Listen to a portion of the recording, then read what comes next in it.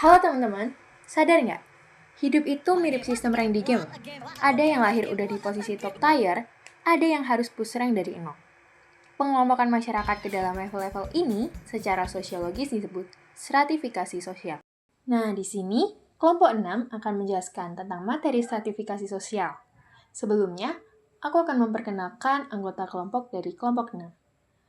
Yang pertama, Izaria Galuh Cempaka dengan NIM D0325047, Dovan Zakian Cahya P dengan NIM D0325077, Nisa Rahman Nur Aisyah dengan NIM D0325056, dan yang terakhir, Aisyah Anindya Cesta dengan NIM D0325101. Jadi, stratifikasi sosial itu sebenarnya simple. Kata dasarnya stratum, artinya lapisan. Dan juga sosial. Di masyarakat, apapun yang dianggap penting pasti dikasih nilai lebih. Nah, perbedaan nilai inilah yang bikin muncul lapisan-lapisan sosial. Menurut Pitirim A. Sorokin, stratifikasi adalah pembagian masyarakat ke dalam kelas yang bertingkat. Ada yang posisinya lebih tinggi, ada yang lebih rendah. Intinya, masyarakat itu selalu punya struktur yang nggak rata. Lapisan sosial muncul karena ada hal-hal yang dianggap berharga di masyarakat. Selama sesuatu itu penting, lapisan sosial bakal terus ada. Nilai pentingnya bisa dari ekonomi, seperti uang atau tanah, bisa juga dari politik, seperti kekuasaan, atau dari sosial budaya, seperti ilmu, kehormatan, bahkan keturunan. Dan biasanya sifatnya kumulatif. Kalau seseorang punya uang, akses mereka ke kekuasaan, kehormatan, atau pendidikan biasanya ikut naik. Jadi, lapisan sosial itu kayak efek domino dari apa yang dianggap bernilai. Lapisan sosial bisa muncul lewat dua jalur. Pertama, yang terbentuk alami. Ini terjadi seiring perkembangan masyarakat. Tolok ukurnya beda-beda, bisa dari kepandaian, umur, sampai harta. Kedua, yang sengaja dibentuk. Biasanya ada di organisasi formal. Tujuannya jelas, ngatur kekuasaan dan wewenang. Makanya hierarkinya jelas. Siapa atasan, siapa bawahan, semua ada strukturnya. Jadi, lapisan sosial itu bisa tumbuh sendiri atau dirancang dari awal sesuai kebutuhan kelompok. Untuk baca stratifikasi sosial, cek dulu pembagian hak istimewanya berdasarkan penghasilan, kekayaan, dan rasa aman. Lalu lihat prestisnya, siapa yang lebih dihargai. Perhatikan juga dasar penentuan status, apakah dari kualitas pribadi, keluarga, wewenang, atau kekuasaan. Lalu selanjutnya, lihat simbol status seperti gaya hidup dan rumah. Terakhir, ukur mobilitas dan solidaritasnya. Mudah naik kelas sosial atau justru ketat. Pelapisan sosial itu sifatnya universal. Selama ada masyarakat, pasti ada pembeda status. Bentuknya bisa macam-macam, kelas ekonomi, jabatan, atau kekuasaan. Di desa, ukurannya bisa dari kepemilikan tanah. Dalam sistem feodal atau kasta, status ditentukan garis keturunan.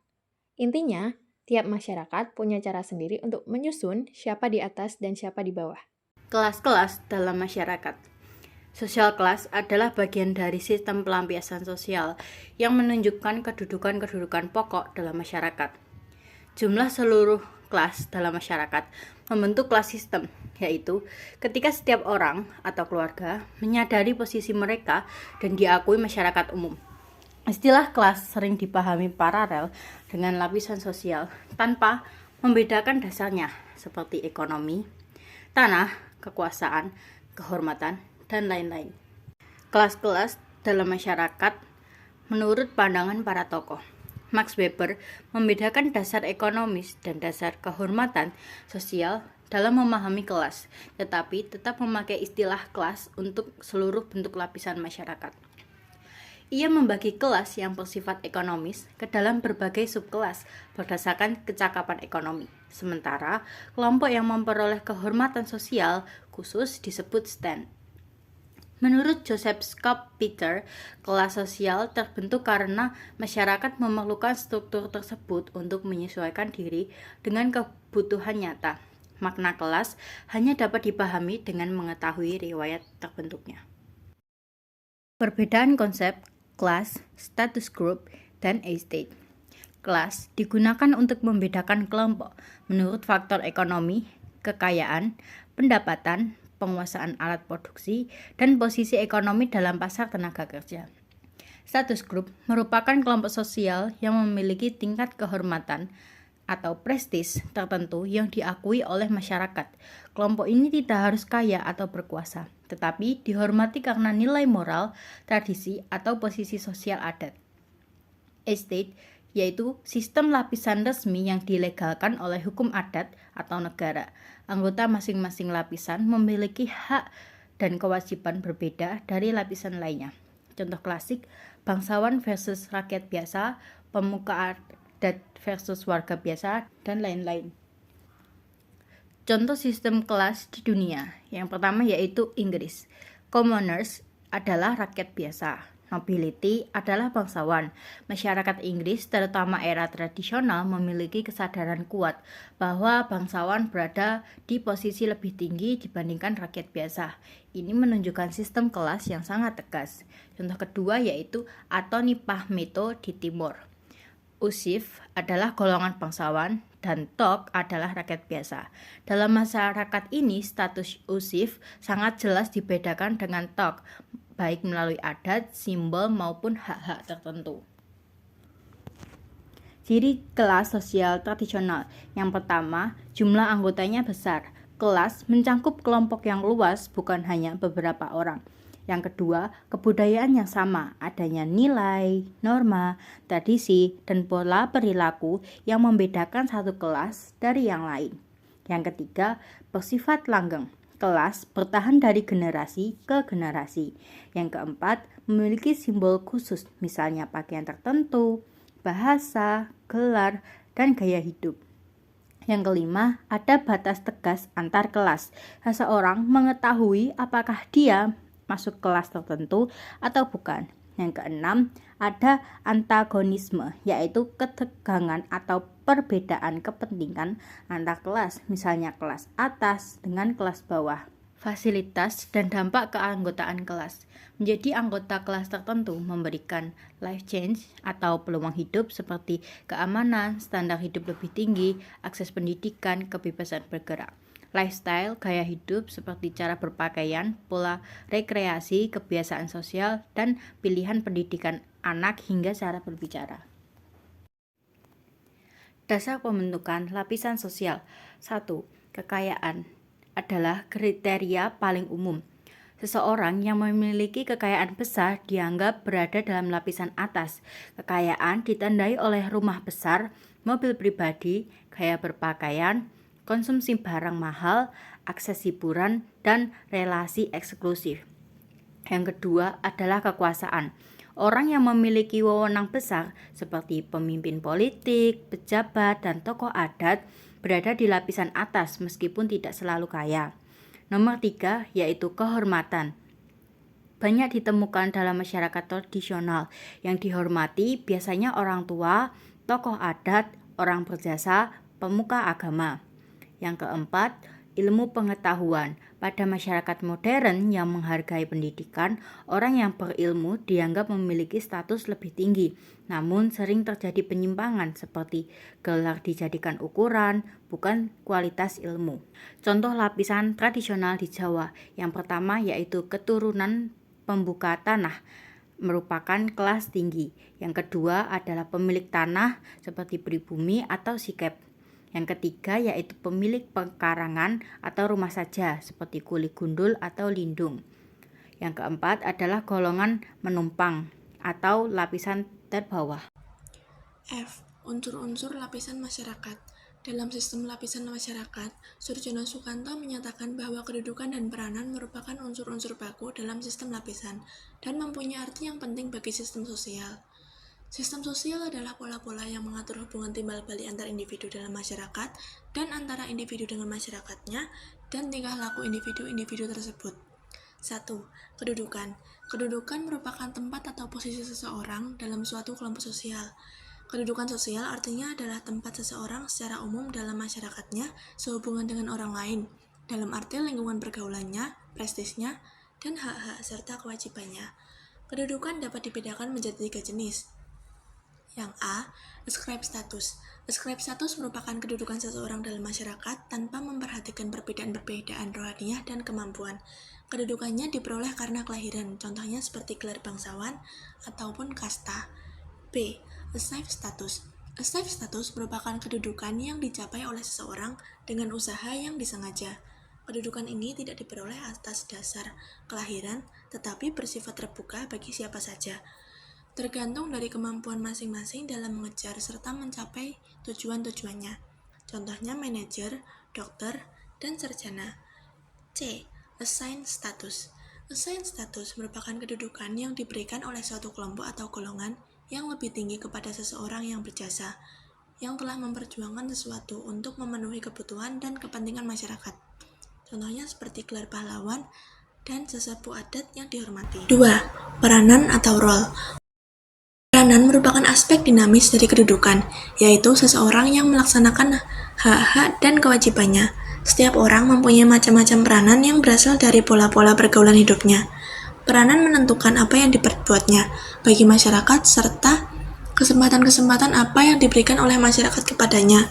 Pentingnya peranan adalah karena ia mengatur perilaku seseorang dan menyebabkan adanya batas-batas tertentu. Peranan mencakup 3 hal, yaitu peranan meliputi norma-norma yang dihubungkan dengan posisi atau tempat seseorang dalam masyarakat. Kedua, peranan merupakan suatu konsep perihal apa yang dapat dilakukan oleh individu dalam masyarakat sebagai organisasi. Yang ketiga, peranan juga dapat dikatakan sebagai perilaku individu yang penting bagi struktur sosial. G. Lapisan yang sengaja disusun. Chester F. Barnard dalam karangannya yang berjudul The Function of Status System membahas mengenai sistem lapisan yang sengaja disusun dalam organisasi-organisasi formal untuk mengejar suatu tujuan tertentu. Sistem pembagian kedudukan pada pokoknya diperlukan secara mutlak agar organisasi dapat bergerak secara teratur untuk mencapai tujuan yang diniatkan oleh para penciptanya. Sistem kedudukan dalam organisasi formal timbul karena perbedaan-perbedaan kebutuhan, kepentingan, dan kemampuan individu. Sistem pembagian kekuasaan dan wewenang dalam organisasi tersebut dibedakan menjadi 2 jenis, yaitu sistem fungsional dan sistem skalar. Sistem fungsional yang merupakan pembagian kerja kepada kedudukan yang tingkatnya berdampingan dan harus bekerja sama dalam kedudukan yang sederajat. Dan yang kedua adalah sistem skalar yang merupakan pembagian kekuasaan menurut tangga kedudukan dari bawah ke atas. Di dalam masyarakat, setiap individu maupun kelompok memiliki sebuah kedudukan dalam struktur sosial. Perpindahan kedudukan inilah yang disebut mobilitas sosial dan terbagi menjadi 2 jenis. Yang pertama adalah mobilitas sosial horizontal, yaitu perpindahan seorang individu atau kelompok ke posisi sosial lain yang setara. Salah satu contohnya, seorang guru pindah sekolah ke daerah lain tanpa mengubah status sosialnya sebagai guru. Yang kedua adalah mobilitas sosial vertikal, yaitu perpindahan kedudukan atau status sosial yang tidak sederajat. Mobilitas sosial jenis ini terbagi menjadi 2 arah, social climbing dan social singing. Social climbing yang perpindahannya ke atas atau lebih tinggi, misalnya seseorang yang diangkat menjadi pejabat. Dan social singing yang perpindahannya ke bawah atau turun ke status yang lebih rendah, seperti seseorang yang kehilangan pekerjaan. Tujuan penelitian gerak sosial atau mobilitas sosial adalah untuk memahami struktur sosial bekerja. Sosiolog tertarik pada kesulitan secara relatif yang dilakukan individu-individu atau kelompok-kelompok dalam mencapai kedudukan yang lebih tinggi, dan apakah setiap orang memiliki kesempatan yang sama untuk mencapai kedudukan yang lebih tinggi. Ada beberapa prinsip umum yang sangat penting dalam mobilitas sosial vertikal.